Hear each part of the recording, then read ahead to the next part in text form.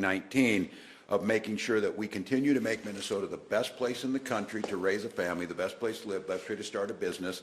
And a lot of those indicators and those measures are still holding true to that. We also know that if we're going to have these public programs, we need to have program integrity in it. And we have been working at that for years to make sure, and to be very clear, any dollar of state money, especially those being used for programs to enhance people's lives, if that goes to the wrong place, is misspent, or in the case of this, criminals are stealing it, we need to do everything possible to prosecute that. And we've done that here. There's nearly 100 people that have been tried and convicted and are serving time in prison right now. We've taken meaningful steps, whether it be through executive orders, strengthening DHS leadership, engaging independent experts and auditors, and expanding investigative and enforcement units to guide stronger prevention. We do this work not to find headlines, because when you're fighting fraud and convicting people, it's in the headlines. But that work needs to go on, and you've seen an acceleration of that because of the work of the people you're going to see behind me. You're going to hear from DHS Commissioner Gandhi, you hear from our Inspector General Clark, and then you'll hear from BCA Superintendent Evans.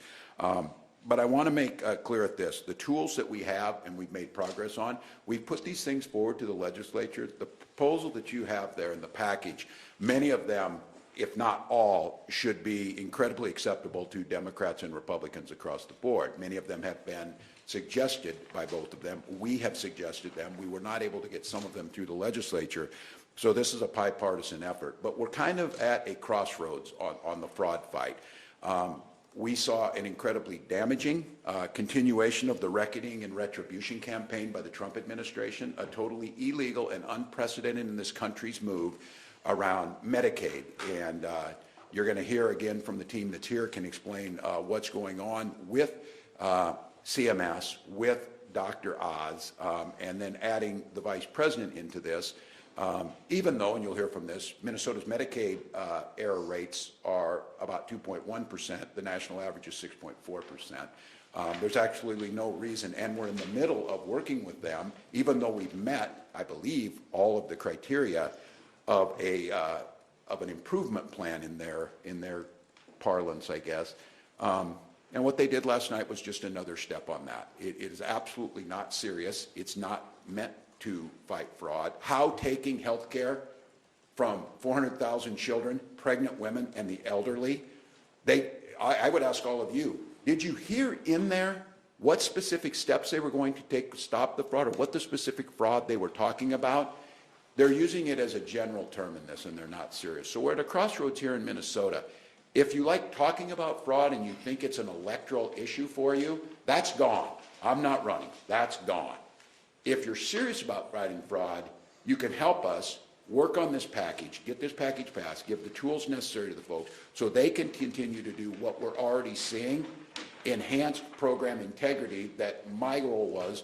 You saw in Tim O'Malley, who I want to thank again, report that this is something that has plagued governors going back 50 years. Other governors have dealt with fraud. I want to be the last one to deal with it. I want Minnesota's modernization around program delivery to be the strongest. But right now it appears to me that the Trump administration is not serious about that. They're continuing to try and wage this conflict against Minnesota.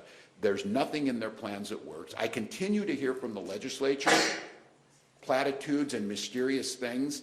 Republicans need to be very clear. Do you want to fix it or you want to talk about it? Because it appears to me right now is that they fear fixing this because it takes away what they think is a political leverage. And that is simply wrong for Minnesotans. I've already told you we're taking accountability. We're seeing the fixes. The results are starting to show themselves. This package is needed. I asked the legislature to do it. Not going to make everybody happy. It shouldn't, because we've been told by outside auditors that there are vulnerabilities in the program. The experts have gone back and said, this package will close those loopholes, and that will move us forward. So we're in a good spot, I think. I'm hopeful that we're getting this out there, but we're also fighting two fronts on this. This Medicaid move, I don't know how to really express just the timing of this, the nature of it, the sense of retribution. No state has experienced this before. How does taking and punishing children and elderly have anything to do with fighting fraud when that's not where this issue is taking place. It does nothing, and they've given us no way to try and show that all the things they asked us to do we've already done. They're not even looking at that. So we've got our work cut out for us, but I'm hopeful on this. I'm not just hoping for a better outcome. We planned for a better outcome. So with that, I'm going to turn it over to someone who took this job on, took it on as a temporary place, had the opportunity to retire, but chose to serve the state. And I think by all accounts, we're seeing both here and in Washington, D.C., the competency of DHS Commissioner Gandhi is making a huge difference. And quite honestly, it's a tough lift because it's also making a culture change that the commissioner has been, I think, very successful at. With that, Shireen Gandhi. Thank you, Governor. Shireen Gandhi, serving as Commissioner of the Minnesota Department of Human Services. Today, for all the controversy surrounding fraud in state programs, we also have the opportunity to make Minnesota a national model for combating fraud, waste, and abuse. Governor Walz is leading that effort, and for the past year, I have been working to do this, and I will continue to accelerate change within DHS to prevent and fight fraud. We have a consensus around an outcome: zero fraud in our programs. So it's time to think big and act boldly. This week, the Minnesota Program Integrity Director, Tim O'Malley, provided his roadmap report. He found that more than 50 years of neglect of program integrity and oversight efforts created the conditions that bad actors have exploited. He said the state has a lot of work to do to make the next half-century better. The governor's executive order, issued in September of last year, accelerated the work that DHS can do as a state agency. But we can't do it alone. As you've heard me say before, there are important changes that require all of us to come together. We need the support of legislators, and we need to tackle these issues during this current legislative session. The governor's plan covers a lot of important ground. For the Minnesota Department of Human Services, it will strengthen our hand in working with managed care organizations. The health plans in Minnesota handle about 80% of Minnesota's Medicaid enrollees. The governor's plan calls for enhanced oversight and increased review of claims that are being paid. We're also tightening oversight of the way we provide services to people with disabilities and older Minnesotans. We're establishing billing limits, new billing limits, requiring providers to keep digital records documenting services provided, and requiring pre-authorization for some high-cost service plans. Last year, we implemented reforms to the Early Intensive Developmental and Behavioral Intervention Program, which cares for children with autism, including the ability to do on-site visits when the provider has not submitted claims. In this legislative session, we are asking for the authority to expand that same ability to do on-site visits to other healthcare programs. There are over 1.2 million Minnesotans who depend on Medicaid services for life-saving and life-enhancing medical care. Almost half of them are children, as the governor noted. We owe it to them to come to the Capitol and have the frank discussions necessary to ensure that they have the care they need. Thank you.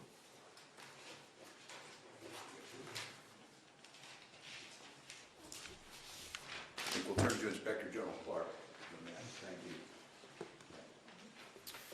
Thank you, Commissioner Gandhi, Governor Walz. I'm James Clark, the Inspector General at the Minnesota Department of Human Services. I think we all know Medicaid services are vitally important for the people of our state, and we must do everything we can to prevent Medicaid dollars from ending up in the hands of criminals. To that end, throughout the past year, we have taken aggressive action everywhere we have found evidence of fraud. We've shut off payment to 540 Medicaid providers last year and made over 300 referrals to law enforcement. We are doing more than ever to root out fraud, and we have very strong partnerships with the BCA and the Minnesota Attorney General's office. But fighting fraud requires resources and tools, and the governor has put forward important proposals that will strengthen our investigative and enforcement authority. You heard some of these from Commissioner Gandhi, but some of the proposals in this package that will greatly help Our work at the Department of Human Services are enhanced technology to detect fraud earlier and more efficiently, increased staffing for investigations, clear and enforceable policies relating to billing limits in some of these high-risk programs, and as the Commissioner said, more resources for enhanced oversight of managed care organizations that oversee Medicaid delivery to about 80% of Minnesotans. I just want to note, Medicaid oversight is a shared responsibility. DHS has responsibility, I have responsibility, but the legislature also shares responsibility in finding solutions to the problems we face. And at this moment, Minnesota needs the legislature to act to provide additional tools and resources that will help prevent fraud. That's all I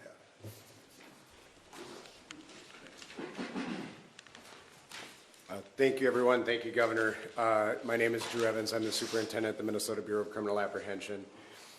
Under Executive Order 2501, the governor ordered all state agencies to combine the criminal investigative resources to combat fraud, a process we've been working on over the last year and was later codified by our legislature last year. That team, consisting of dozens of agents and analysts, continue to combat criminal fraud as those cases are referred to us. As Inspector General Clark noted, there's been a strengthening of our partnerships with the Inspector Generals and a team that's working together to look for fraudsters that are across the spectrum as they work to stop payments, take administrative sanctions, and when appropriate, to criminally investigate those cases. That team continues to work and operate, and part of what's being contemplated today are continuing the iterative process that will continue to be necessary in Minnesota to combat fraud, not only in our government programs, but in general, as fraud continues to be a challenge across the spectrum for everything that we do. That team focuses on wage theft, insurance fraud, criminal investigative fraud, that is general financial crimes, and then state program fraud. Part of what's being announced today are expansion of some of our subpoena authority to be able to more quickly move these cases through the criminal investigative process. In that, and the authority that would be vested to ensure that we get the records in a timely fashion so that they move through the process as quickly as possible. Expansion of identity theft definition in Minnesota.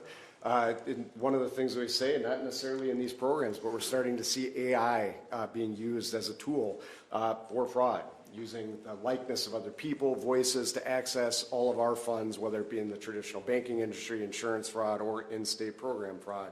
And then extension of the statute of limitations for various different crimes such as securities fraud, failure to pay over state funds, presenting false claims to a public officer, theft by swindle, receiving stolen property, and fraudulent statements made to injure or defraud from the 3 years that most of those are now to 7 years. Meaning that you will not escape simply because it takes a long time for us to investigate these cases, as they often take years to discover. And then additional staffing to provide additional focus on all of these types of fraud across the spectrum in that unit as they continue to work. That section at the BCA is our largest section right now, showing the seriousness of what all of us are taking to combat criminal fraud across the state of Minnesota. And as the governor and others have noted up here today, the theft of our public funds in particular is particularly egregious because we have individuals preying on the good nature of Minnesotans, taking those funds for their own selfish purposes, while those Minnesotans that these programs are designed to utilize are now, as has been alluded to, being frozen in some situations and not available for the purposes that they were intended. So as you see today, not only with DHS, but there's a number of different state agencies taking an all-government approach to root out waste, fraud, and abuse in our government programs, and we're committed to continuing to do that. And I'd just like to say that this approach, and as you heard from increased penalties, enhanced opportunities to use AI, investigators being out there, changing some of the rules we have, asking the legislature to help us with this, all the things that have been identified as problems, this is a solution to it. So the White House solution to this is to take health care from poor people. Our solution to it is catch these people before they do it, and if we don't, to lock them away for a long time. Much more practical, actually gets to it. But I'll have to say, this Medicaid money grab and retribution, it's the same pattern. They used false information as a pretense to do Operation Metro Surge. They're using false information or no information as a pretense to take our tax dollars from a state that has some of the best outcomes in the country on health care, has some of the lowest error rates on Medicaid, and now asking us to turn away people who need that health care. So I'm real proud of this team. I think we got a great package here. We need the legislature's help. As I said, this should be hugely bipartisan. And the only reason I think you wouldn't make a move on many of these proposals is you like to talk about fraud rather than fixing it. With that, quit. Governor, good morning. In the past, you've spoken highly of the U.S. Attorney's Office and their efforts to combat fraud. Given the changes we've seen in that office in recent weeks, given the leadership change at the top of the office, do you believe that the U.S. Attorney's Office is equipped to continue this work? And do you think they can do so with integrity and in an even-handed manner? No, it's a great question. I'm going to turn to Drew as a little bit. I don't put you on the spot that he works with them on there. Look, I would just say on my side of things, deeply concerned because we did work with these people. They were great partners. Didn't matter Republican or Democrat. And they got some really great conviction rates on that. I myself worry about, you've seen judges chastise and even go after some of these attorneys over there because they're not ready to do it. I've asked this same question of Drew, and then I think the ancillary question on this is can the state just do these prosecutions? And I'll let Drew talk about that.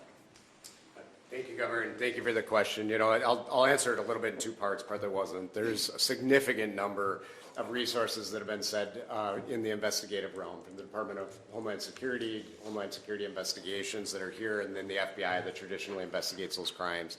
What I'd say is even if we continue to have disagreements with federal partners on various aspects of different investigations, we don't let those hold us back from partnering. We continue to work at the BCA with those entities that are there on combating fraud. We certainly aren't going to let any disagreements about other cases or approaches get in the way of doing this important work moving forward. So that work continues. With the U.S. Attorney's Office not getting in, certainly the U.S. Attorney, and I think he alluded to this yesterday, continues to hire people. What I will say is the people that were left, I couldn't tell you their political affiliation to this day, and I've worked with them for dozens of years, and they lost really good attorneys. And so that institutional knowledge is hard to replace in some instances with certainly the work that's being done. And we're hopeful that it's there. And if we don't see that in any type of investigation that we're working, we've certainly in the interim been having conversations with, and they've always prosecuted here in the county you're in, and Ramsey County has always been a great partner for fraud cases at the state level. Traditionally, many of them have gone federally just simply because of the scope, complexity, and just the breadth of these cases and how much information is there. So that's certainly a loss if they're not in that position, but it's certainly be in continued contact with the U.S. Attorney's Office, and we have been throughout talking to them about a variety of things in this. But certainly it causes some concern, but then we adjust as we always do in this state, and we'll go to county attorneys with those cases if they don't have the capacity. Well, have you seen some change in the, has there been like a slowdown in their reaction time, or have you noticed anything? So the question was, is there a change in their reaction time? I don't know if I'd frame it that way, but yes, I've definitely seen a change right now. You said there was short 36 attorneys, I think was the number that was used yesterday. Like no office could replace quickly that number of people regardless of the rationale for them leaving. And so, the fraud remains a focus, and it was there. We are in contact with other attorneys from the Department of Justice that are across the United States working on the fraud program. But what I see in turn is some of the other casework that we're used to bringing there. Other child exploitation cases, drug cases are certainly not on the same pace we're used to seeing. So if I could ask, the money that was threatened by CMS, is that a new threat or part of the money that they threatened before? And will that result in a loss of services? Yeah, so the answer straightforwardly is John Connolly, Medicaid Director and Deputy Commissioner at DHS. The answer is straightforwardly yes. This is a new threat above and beyond the $2 billion associated with the withholding that they mentioned in the letter to the governor on January 6th. So we appealed that finding of noncompliance and that withholding. We're in that process currently, and that is playing out. While that's happening, they also initiated, and they communicated in that letter on the 6th, they were starting a focused review of the 14 high-risk services in the program that we identified. And that review is underway now, and associated with that, what they're saying is, pending the receipt of information from the state to substantiate billing in those 14 services above and beyond the $2 billion in the withholding, they're now saying they're going to withhold, or rather defer. It's a deferral, different technical term, but basically defer payment in federal funds up to $260 million quarterly until we pass through this process. And so our concern is that this could go on for several quarters, which would be catastrophic for the Medicaid program, for children, for people with disabilities, for seniors, for hospitals, for rural Minnesotans, for nursing facilities. So the answer, we feel like this is no longer about fraud because we have been acting for well over a year and a half to fight fraud here in Minnesota. I think you all have reported on that. And we've substantiated a number of actions before CMS engaged us in December. So the claim that this is necessary to make sure that we're serious about fighting fraud is just not credible. And it took CMS a year to engage in earnest with us on that. So this feels just punitive at this point, rather than helping us fight the problem. If I could ask, what is the latest on your estimate? How much fraud have you found, and how does that square with the Fed's estimates of $9 billion or more? We have no evidence to substantiate at this point a $9 billion figure. So if there is evidence out there, and others have suggested at the federal level, there is that level of fraud in the program, we need evidence to be able to stop payment to bad actors right now. But we have no evidence to substantiate $9 billion. Sorry, may I follow up? Ballpark, how much have you found? So at this point, our investigations are still ongoing.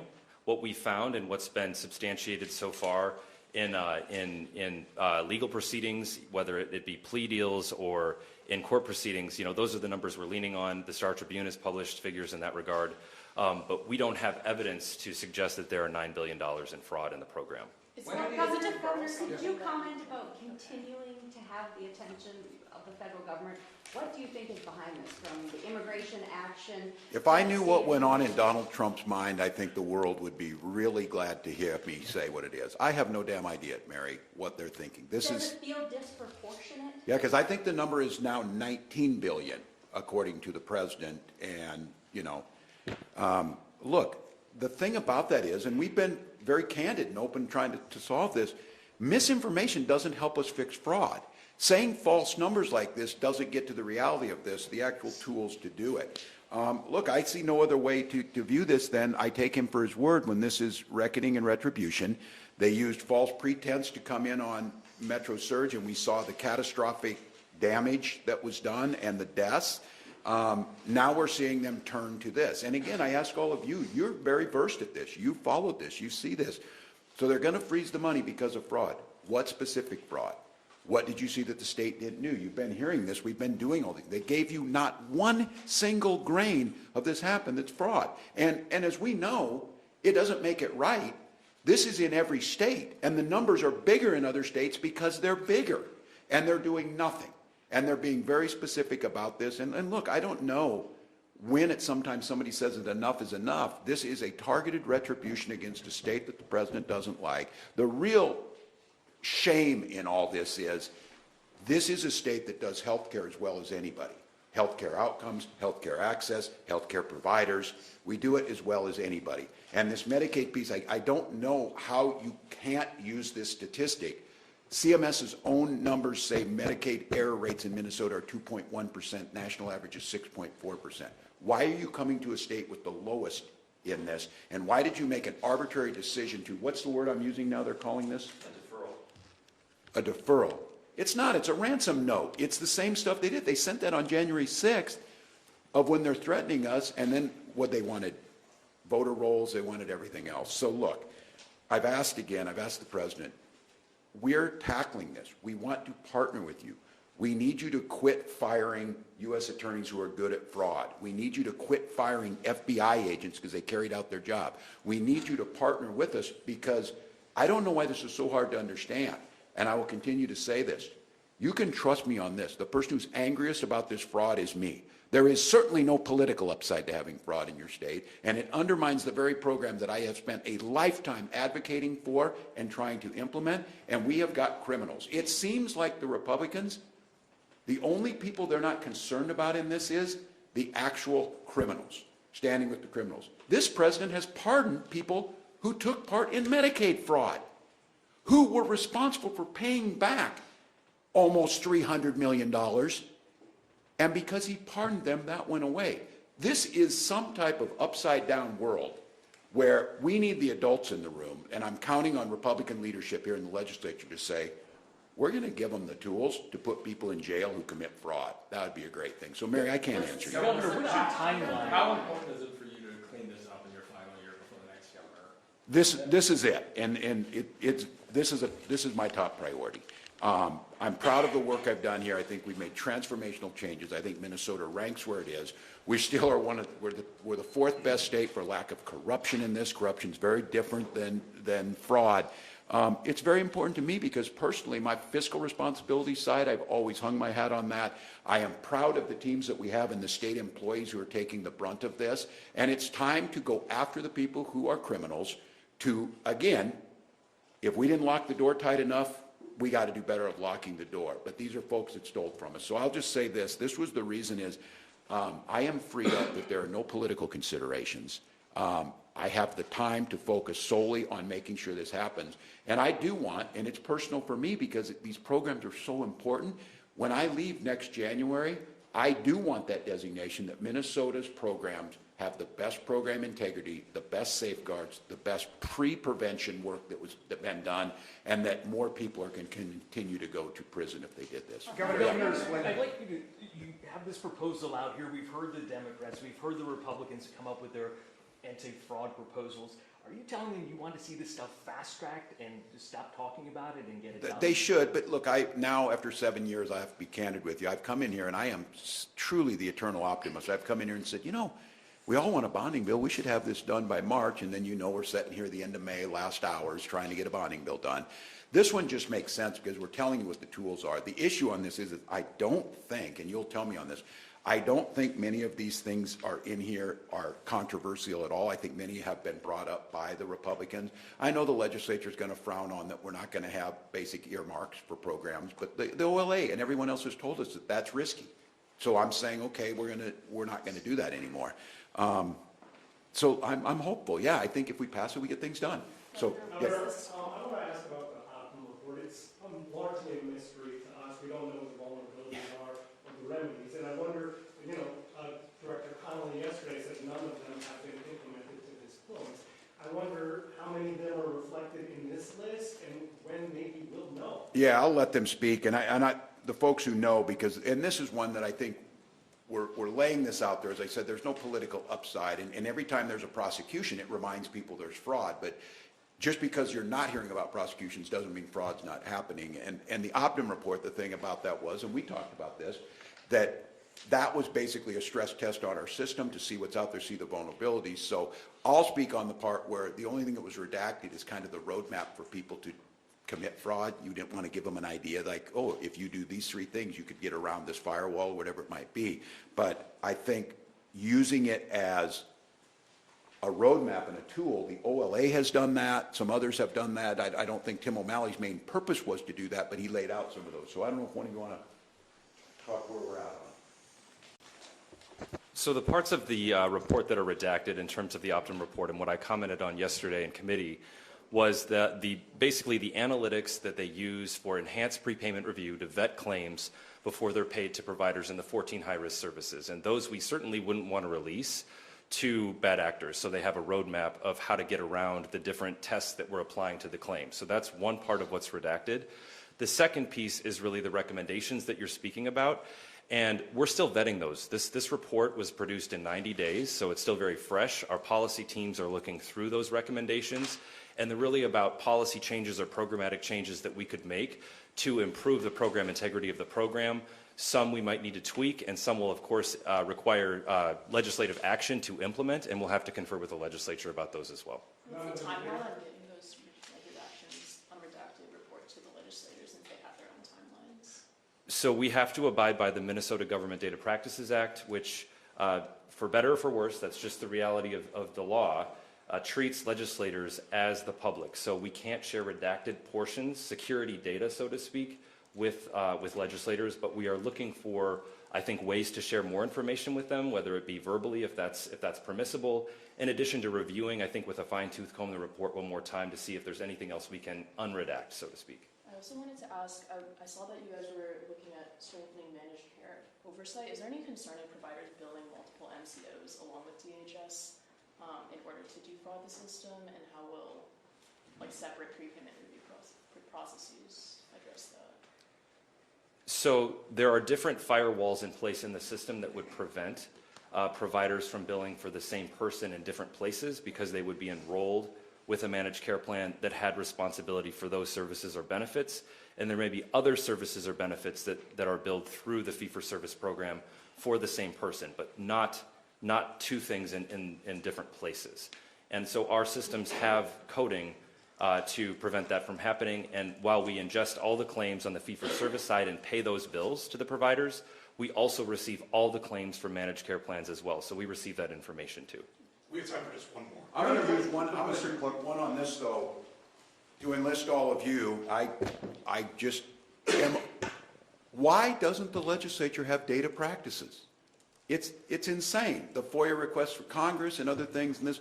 Why does Minnesota not have data practices requests for the legislature to understand, and some of these questions be asked? Why wouldn't you sign for this? Who are you communicating with? Did someone talk to these people before they came? You had legislators admit that they talked to YouTube bloggers to set things up. I just would go back to this again with us. I do believe in this transparency piece. I know it frustrates you, but we give millions and millions and millions of pages. We've got an issue now is that we can, if we're going to tackle fraud, if we're going to tackle transparency, if we're going to be in this together, this would be an opportunity for the public and the media to say, why are we one of the very few states that doesn't allow data practices requests of legislators? That's my PSA for the day. Who gets the last one? Yeah, go ahead. Go ahead. When Yeah. will the quarterly payments, when are the quarterly payments usually made? And if this $260 million is not made, what programs and patients are affected by it? So I'll answer the first part first and the second part second. So the first quarter to which this is going to be applied, this deferral, is quarter 4 of 2025. So we will actually have to pay back that amount to the federal government. So that's when it begins. And then there are different data requests that they are submitting to us that we have to meet. And if we're unable to resolve their concerns within a certain time frame, they may take that money going forward in future quarters. With respect to the impact, it's really to the state budget broadly and to the program broadly. And again, that's why we listed all of the different providers and people that would be impacted by this, because we're already facing budget challenges in the state, and this just exacerbates that challenge. And so there will have to be difficult decisions made in the budgeting process with respect to how the state would absorb this impact. And so because it's Q4 2025, is the state government writing a $260 million check to the feds right now? That's right. We'll have to pay that back to the federal government as a part of our claiming going forward. So we will have to essentially pay the federal government that amount for quarter 4 of 2025. Governor, on the OIG, 2 parts. Do you think that the OIG should have law enforcement powers? And also, do you think that you should appoint the Inspector General? That we should what? I'm sorry. That you should appoint do you think you should have the authority to appoint the Inspector General? The overall Inspector General, the one that came up. Yeah, I think this team could speak on that we're fine with working with them. I was last legislative session of working how we get that. I just want to get these right people in place. But, sorry, just the bill's held up in the committee over whether or not the OIG should have law enforcement powers and whether or not they should be able to appoint the... Yeah. You know, I can speak to that in the discussion that's been ongoing about that. That was, the Senate version of that bill that was amended on the Senate floor to add those law enforcement powers. What we've said throughout and going to this, there should be strong investigative authority within an Inspector General's office if one were to pass at a statewide OIG. It's important to clarify, though, the different types of investigations that occur. The Inspector General's offices that exist now do administrative, regulatory, oversight investigations within their program integrity. And when they discover criminal fraud, it is handed off to the BCA, who has a financial crimes and fraud section consisting of dozens of people, I think 46 people that are currently in that section.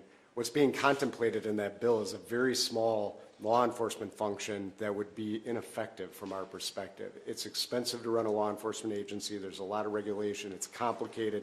And so our perspective is when we need to implement, as the executive branch, what's passed by the legislature in this process, that we want it to be effective and do exactly what everybody wants it to do. And so the Inspector General has to work very closely with an organization like the BCA to ensure there's not redundancy, that we're working together. What we have said is to address any concerns along the way that might pop up as they're contemplating these bills, is there are ways to require interaction, oversight be able to have access to active criminal investigations that maybe isn't often done in the process, to ensure that an Inspector General would understand what's going on at any time, to allay any concerns about any particular administration, whatever that might be. Although I've said it numerous times in committee and other, the governor and everybody I've else worked for has told us when we're doing criminal investigations to follow the evidence where it may go and does not interfere or guide any of our investigative work. Governor, quickly, what are you expecting in your testimony next week in D.C.? Hard to say. We'll talk to them, tell them the facts that are out here. Again, I hope they're serious about combating fraud. They requested I go there, I'll go there. A little frustrating out of the state when we're doing these things. That committee has a tendency, I believe, Hillary Clinton's testifying on Epstein today, so I think you know with that. But it gives me an opportunity, though. I'm really looking forward to it, an opportunity to talk about all the great work we've done, I think, moving on this. And I think there's lessons for other states, because I talk to other governors and be very candid. They all know that this happens in all states and how we get at it. So I hope it's a good faith effort to really get at this, a good faith effort to talk to us what we've done, what we're trying to do. And I also want to know is, when I'm out there, and I'll just preview this for you, this is congressional oversight. Where is the oversight on the investigations into 2 dead Minnesotans? Where is the investigation of what happened to Minnesota during Metro Surge? You want to talk about, I'm more than happy to talk about fraud. I would like to also talk about what's been done here and why there was no oversight of these untrained, aggressive agents who did what they did. So I think you'll see a little bit on both sides. I'll get a chance to talk to you tomorrow. We got forecast tomorrow, and I won't forecast the forecast, but we'll get some time on that. So thank you.